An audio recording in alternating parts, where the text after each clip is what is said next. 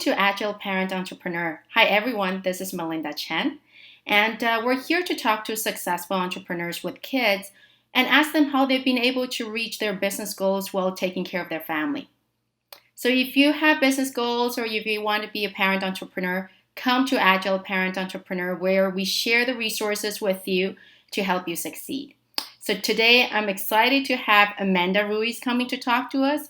She's a successful PR coach that has helped a lot of businesses around the world to gain exposures in major media. So, Amanda, hello. Hello, very nice to meet you. Thank you for having me on. No problem. We're excited to have you here.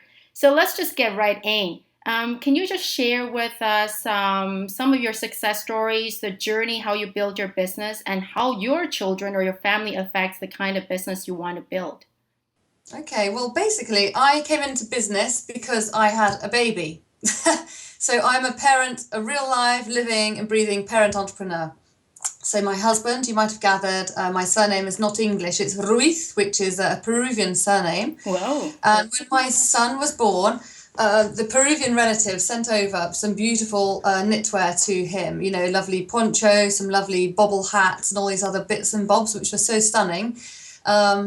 I dressed Felix, he was like a little baby, in these items, and all the mums, you know, when you're a new mum, you go to these mother and toddler groups and a father, obviously. Yeah. You take your children along to these events, and everybody kept on complimenting me and saying, oh my goodness, I love the bright colours, I love this, this and this. And I thought, wow, because actually during being a mum, like the first 4 months, it's, you know, it's hard hitting.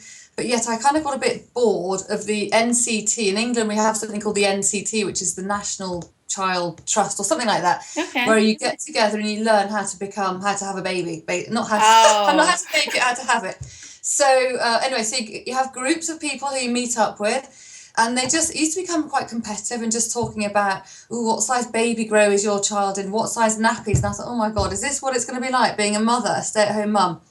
Because I've been working at a marketing agency before that.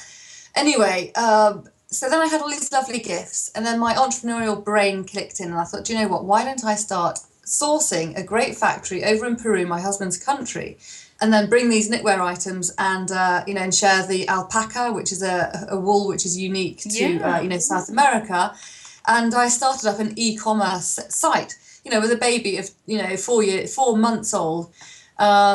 That's great. And also, actually, whilst I was pregnant, I knew that I was going to do some form of business. Before I was pregnant, I thought I was going to set up a business called Promote Me, which is really weird because I've come 360. I'm now promoting people and not concentrating so much on the, you know, the knitwear, because I actually really prefer helping people, seeing opportunities that they're missing, how they can promote themselves. So anyway, then I had my daughter. She was babe in arms as well, and I'd go to events. I had about 125 pop-up shops selling my knitwear. And as I said, I used to see all these other people having their stands, and I thought, my goodness, they're missing out on sales opportunities. They're not gathering data. They're literally selling their products at these events, but not saying, here's my flyer, here's my logo, or anything like that. So I knew that whilst I was running the knitwear business, something else was going to happen, and it did. And so I then created a business called Your Local PR, so becoming a PR agent for, you know, local businesses. Mm-hmm. And actually, you know, I really did find that working with non-local, because I found local people not having the vision, okay, for their businesses as much as anybody in another country or anywhere else here in the UK, which I was working with. So I set up as a PR consultant. I then moved on a bit, and then I've done lots and lots of masterminding, and it was during my mastermind groups, which lots of parent entrepreneurs do as well, and it's a really great thing to do because you have somebody mentoring you, explaining, you know, you say, listen, this is my issue for the month, you know, what do you recommend I go and do? So then, you know, I said, listen, this is my issue, I'm finding my local people very lacking in vision. And they said, Amanda, you just, you know, you get shit done, you know, you make stuff happen. Sorry about the swearing from England. Anyway, so they just said, you are the ultimate door opener, because that's what you do. You open doors. They noticed because somebody employed me to do something, and I managed to get contacts for somebody else. And I managed to get some amazing press exposure as well for some of the people in my mastermind groups. They kind of saw what I could do. So I was given the name, the ultimate door opener. And that's where it all came. And then I was doing one-on-one work, which for me being a mum, I've got two children, as I've said. So That's amazing. Felix, he is 9, and Nina, she is 8. So very close together. But I've loved it because my journey started with my mum. She set up her business when I was, babe in arms as well. She says my entrepreneurial stuff is through, the breast milk. Like that expression or hate it, but that's where I've learned how to become an entrepreneur. Anyway, but what I've managed to arrive at my journey, I've managed to really nail how to work having 2 young kids, because I literally take them to school, walk them to school with my dog. I then go for a run. I've got a lovely new TomTom watch. I recommend it. Anybody who's a runner out there, get one of these. It tells you how many K you run. And then I come to my desk for 10 o'clock, and then I'm out of the office by 2:30. So it's now 10 past 2. So I'll be out of the office in 20 minutes to go and pick up the kids. So I've managed to tie it in because I'm doing now not one-on-one work, but one-to-many. So I have people in a Facebook group, and I teach them on an 8-week intense course how to get into the press. And so from being highly stressed and thinking, oh my God, how am I going to work, all those hours, and I've got to pick up the kids, I've got to give them their tea, and I've got to go and do some more work, call more journalists, I've been doing that for quite a few years. Then I've come across this new method. It's not a new method, but a new method to me of actually doing one-to-many, which is really, and I'm loving it. So I've got about 10 people in my course, and they're all from different walks of life, and they're learning how to get into the press, but not having the pressure of having one client and you having to do a certain amount of hours per month for them. It's really made, home life much easier for me. Wow, that's amazing. And so it's a bit of a ramble, isn't it? No, that's great, because that's what we want to hear, how you come to this journey. So how did you get focused, and in terms of time management, especially, when you started, you must have a lot of things, you got to call the journalists, set up stuff, and then with the kids. How did you manage to get focused? Yes, okay, so for the time management, I had this really great time management skill. I haven't got the thing in front of me, but imagine that's just like a stopwatch, okay? And I glue it onto my whiteboard, which is just here, and then I would literally work in 30-minute bursts. So I learned it from a guy who was writing a book, and he literally had 6 weeks to write a book. So he said, right, okay, I'm going to allocate. So for my clients, I'd work 2 hours per day per client. So I'd have a little blobs, a little circle, and then I'd fill in the circle once I've done my half an hour. Then you have a break, take the dog out to the park, have a cup of tea, come back, do another 30 minutes. So tranching your work down really helped me, and really helped me keep focused and be very good at my timekeeping for the clients, because I would work a certain amount of hours and I would work that or more for them in order to deliver the goods. Yeah, so it's a really good tool. Yeah, that's exactly. We need to be focused, and then the time becomes really important. Okay, so now let's talk PR. Yes. Even myself as an entrepreneur, I would love to get into PR. I would love my services to be promoted. But how do you get into it, especially we have so little resources and so little time? Yeah, so really, I call it a business life skill. It's a business life skill that every entrepreneur needs to know how to do. Even if you're the richest business guru, you still need to learn how to be able to promote yourself, okay? And it was actually a friend who runs a group which you need to meet. It's the Mumpreneurs Network, based over here in the UK. She's a really good friend of mine. She taught me how to canoe, by the way. I met her canoeing on the Wimbledon Park.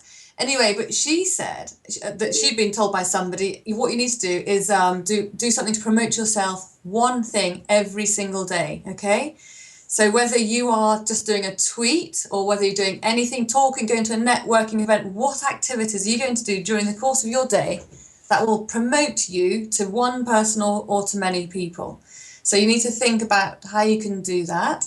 Very often it will be social media, but I think you all know that social media is 20-80. It's 20 selling and 80 chatting and being helpful, probably 10 selling, really. Mm-hmm. So what I can say, a tip is instantly on Twitter. I think Twitter is an amazing resource. Okay. So you have hashtag, okay? So you go to hashtag PR request, okay? Or you've got another one called hashtag journo request, okay?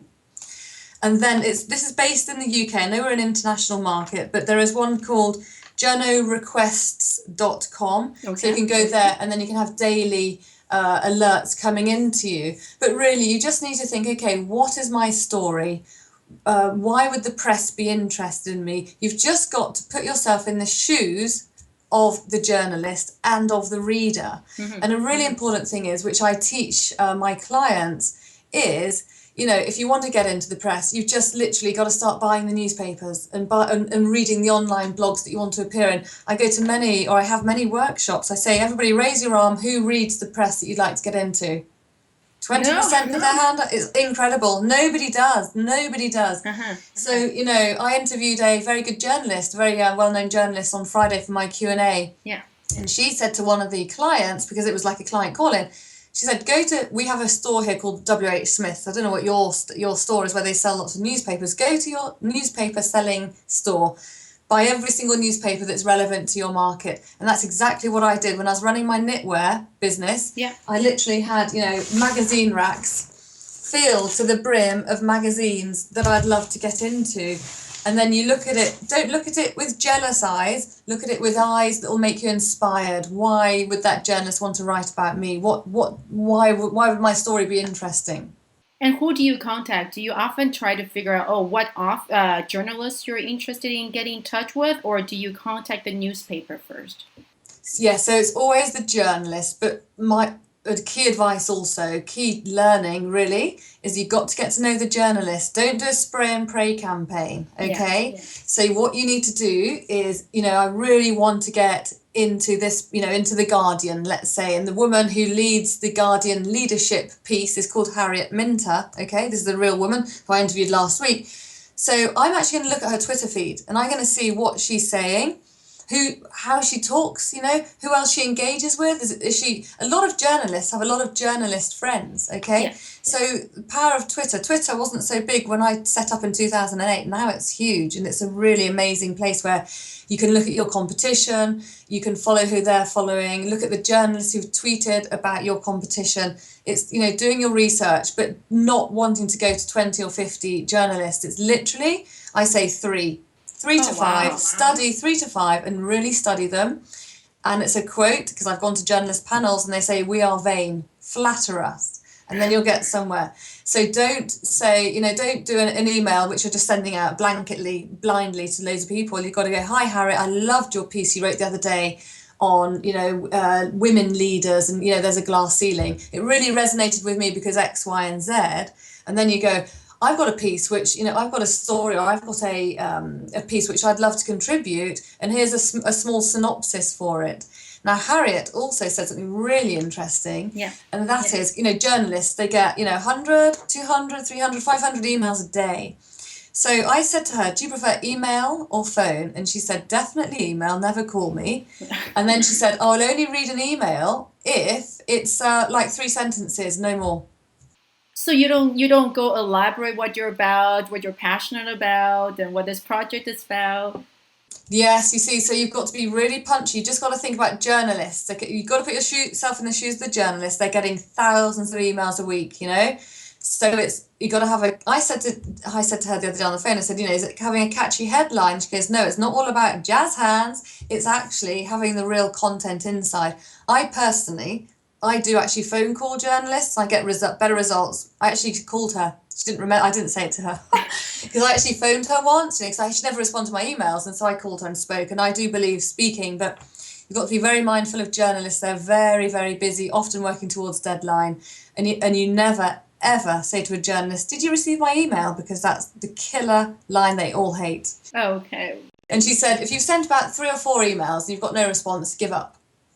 Okay, but honestly, don't do huge long essays, because if you do a long essay, they're not going to have time. They just want to have punchy. I mean, I say, you know, bullet point it, do your intro, hi there, blah, blah, blah. And then you go, you know, I'm really excited to be launching Parent Entrepreneur Network or whatever.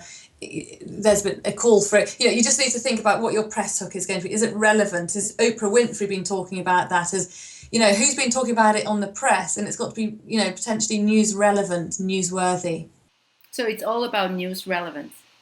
Well, it's not all about it, but a lot of it is. Yeah. And also another tip that she gave is, you know, when you do your email, at the beginning, just write reactive piece in capital letters, okay? Because I had a client who's a Romanian immigrant working here in the UK very successfully. And she said, yeah, just make sure you give it, just let me know what the piece is about. Suppose it just been going Romanian immigrant, blah, blah, blah. She says, reactive piece. Roman immigrant stands up against, Nigel Farage, who's a big person in the UK about immigration. You know what I mean? So make sure your title is also eye-catching. Okay. So when you plan a PR campaign, how long do you allocate in terms of preparation to be able to get into the media? So maybe when you prepare a new product and you want to have that campaign started, how long does the whole preparation take? Well, I think most of the people watching this will be entrepreneurs, so they'll know themselves inside out, but it's a really good idea to, plan a month, I would say. Okay. You can do it in much less time, but you need to have you need to stalk your journalist. You need to understand who your client is. You need to understand who your competition is. What's your competition? What they're doing differently? Where can you fit in? Then you need to, get the email addresses and the telephone numbers of your journalists. You need to create a spreadsheet. You don't want to start picking up the telephone and calling people and then getting blacklisted, which is what I did once, because I just literally called people. Let's say this is a magazine. I would just literally, and that's all the list where it says all the names. I would just scribble on it, and then I actually called the same journalist twice, like in the same hour, which is really embarrassing. She says, Amanda, don't call me again. So I made a mistake of not having a spreadsheet which says date, name, comments, actions to be taken, all that kind of stuff, having a very efficient spreadsheet. Yeah. Okay. Well, it's kind of like a sales management software. Sure. Exactly. Yes. Exactly. And when we last time we talked a lot about your group, what you've been doing to help other entrepreneurs, and you mentioned about the one to many. One thing that really I thought was very interesting is the fact of the accountability. Yes. Can you just Yes. elaborate on that special feature in your group? Yeah, sure. Because listen, I'm sure we're all very, very guilty of buying expensive courses online. You have an amazing sales page, buy it now, ding, ding, ding. Yeah, okay, I'm going to buy it. How many times do you buy something and it sits on the shelf? Now, Yeah. I've got lots of books I have not read yet. So. Exactly. I've got Jeff Walker's book called Launch on my shelf. I'm never going to read it because Jeff Walker's not telling me, Amanda, have you read page 1? Have you done this thing? Okay, so on my course, we have an 8-week intense course where people come into a Facebook group, and then they can download the webinars and the worksheets. And I tell them you can only move on to the next stage, when you've actually uploaded your worksheets. Okay, so I can review it and crit it. We've now actually upgraded our software so that people can go in whenever they want, but it's like on a week drip feed. Okay, they can't just get everything in one go. And I'm still nagging them, so I put everybody's name up yesterday and said, I want your homework, you by week 3. I want week 3. I actually not named and shamed, but I named everybody and said, please, I want to have your homework up by this date, please. Because then I can do it. And then it's always great to have a deadline, because then you're going to work towards it. Like I'm doing another course about how to do Facebook ads, but because I haven't been ordered to understand how to create a pixel, I haven't bothered doing it. So I'm outsourcing it. Yeah, well, that's amazing. Yeah. Being accountable. Yeah. You actually asked me a minute ago if there's any other tips for getting into the press. I have on my website.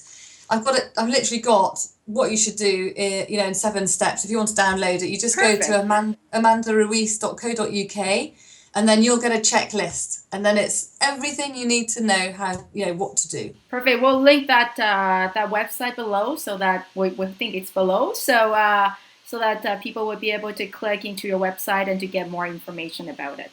Yeah. Okay. And then one thing is, do you have any suggestions on the internet in terms of tools that you often use to save you lots of time or to help you with your PR campaign? What would you recommend? Yeah. Okay, so I love Snipping Tool. Do you know what Snipping Tool is? No. Okay, so I could do a snipping tool of you right now. So I think you have to go to your programs and you download it. Yeah. And it's called Snipping Tool. Okay. And literally you can cut one picture and then you can save it. So I do that if I want to remember something. I want to save it in a special, and then you obviously have to have your documents. And for me, just as a general housekeeping thing, and I Yeah. probably shouldn't be doing this because Facebook one day is going to blow up and we're not going to be there anymore. But I save all important links and anything really exciting or interesting in the PR world. I store them into, I've just created a private group and it's only me inside and it's called Docs. And anything which I want to refer back to, because you know what it's like, you open up a screen, the kids are suddenly going, Mummy, I want my supper, and you go, oh my God, where is that screen? So I literally put the link into Facebook right All there. right. Okay. Okay. So, But other online tools, it really, I think it's looking at Twitter, yeah. looking at what the journalists are requesting, looking at your key 3 to 5 journalists, Yeah. downloading my list, which will give you the step by step, because I've gone to many events with full of entrepreneurs all listening to, a panel of journalists, and they go, well, don't call us after this time, do this, do that, never, send an email, do you send it in the body, or do you, your press release, do you send pictures, whatever. They get all these tips and they haven't got anything to walk away with and start their campaign. So I've literally got a proven process which I've used time and time again, and I started it when I was running my knitwear. So I can't say any more. Go to that checklist so you'll be able to understand the process before suddenly, because you might go, oh my goodness, I want to launch, my thing, my website tomorrow. No, at least plan a month. A month. Yeah. Okay, plan a month, and then you can really be strategic about how you're going to do it. Perfect. All right. I think I've taken down a lot of notes that we'll post all the links you talk about below. And Good. I'm just seeing if I've got any other notes I need to tell you. Be with journalists, be helpful, create a relationship with them. Okay, if you're going to tweet to journalists, like what they're talking about. I loved your piece, and then try and develop a relationship and be helpful. So if they write a piece on something, go, oh, do you know what? I've got a really good friend, or I know this woman who runs a business which you might be interested in. Just basically develop a relationship. Okay. So it's almost like developing your network, basically. Yeah, and then the power of literally meeting up for a coffee can't be more strong.